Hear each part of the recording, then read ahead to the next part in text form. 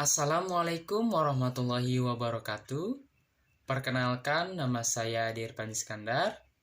Pada kesempatan kali ini saya akan membahas etika bisnis pada PT Ajinomoto Indonesia. Seperti yang kita ketahui, PT Ajinomoto merupakan salah satu perusahaan yang berasal dari negara Jepang yang memproduksi bumbu masak. Namun di Indonesia sendiri sudah sangat populer di kalangan masyarakat dari Sabang sampai Merauke. Akan tetapi, terjadi suatu insiden pada tahun 2000 ketika MUI secara resmi mengeluarkan fatwa agar masyarakat tidak mengkonsumsi produk Ajinomoto karena ditemukan ada lemak babi yang terkandung di dalamnya. Pernyataan ini sangat mengagetkan masyarakat, apalagi di Indonesia yang mayoritas penduduknya beragama Islam.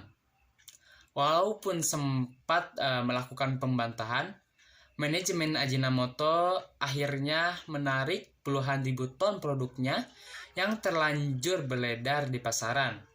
Penarikan produk ini tidak hanya di dalam negeri saja, tetapi sampai ke luar negeri seperti ke Singapura. PT Ajinomoto Indonesia sebelumnya telah memiliki sertifikat halal dari MUI, namun sertifikat tersebut hanya berlaku selama 2 tahun. Setelah itu, PT Ajinomoto Indonesia tidak melakukan pemeriksaan lagi ke MUI. Ternyata, dalam proses produksinya, Ajinomoto menggunakan baktosaiton yang diekstrak dari daging babi itu untuk menggantikan polipepton yang diekstrak dari daging sapi. PT Ajinomoto Indonesia tetap membantah dan mengatakan bahwa hal itu tidak mempengaruhi kehalalan produksinya. Karena menurutnya penggunaan ekstrak daging babi itu hanyalah sebagai medium dan sebenarnya tidak berhubungan dengan produk akhir. Hal yang dilakukan Ajinomoto ini adalah salah satu pilihan yang mencapai keuntungan bisnis. Meskipun mengandung babi sebagai medium, bagaimanapun itu mengurangi kehalalan dari produk itu sendiri. Apalagi, pihak Ajinomoto sempat menyangkal bahwa mereka menggunakan produk ekstra babi tersebut. Nah, apa yang mereka lakukan ini sudah melanggar beberapa poin dari etika bisnis, yaitu kejujuran, keadilan, integrasi moral, dan prinsip saling menguntungkan.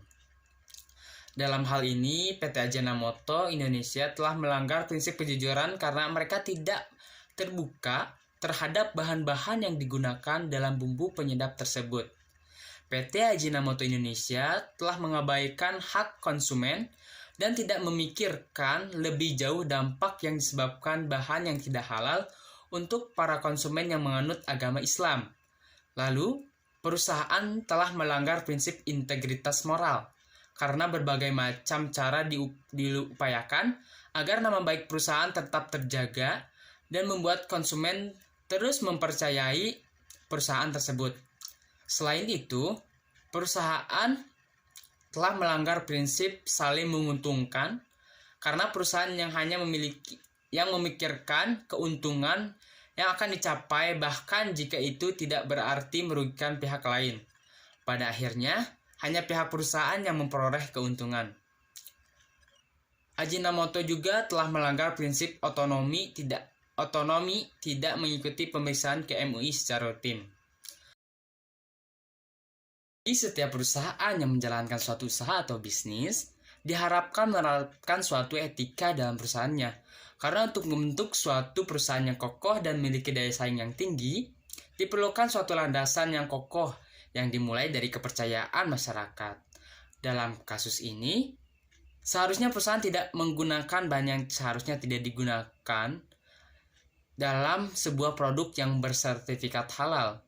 Lalu perusahaan sebaiknya lebih terbuka terhadap komponen yang digunakan dalam memproduksi sebuah produk, dan perusahaan harus tetap melakukan pemeriksaan kepada MUI secara rutin untuk tetap menjaga kepercayaan konsumen. Mungkin itu penjelasan singkat dari saya. Mohon maaf jika ada beberapa kesalahan kata maupun pengucapan. Terima kasih. Wassalamualaikum warahmatullahi wabarakatuh.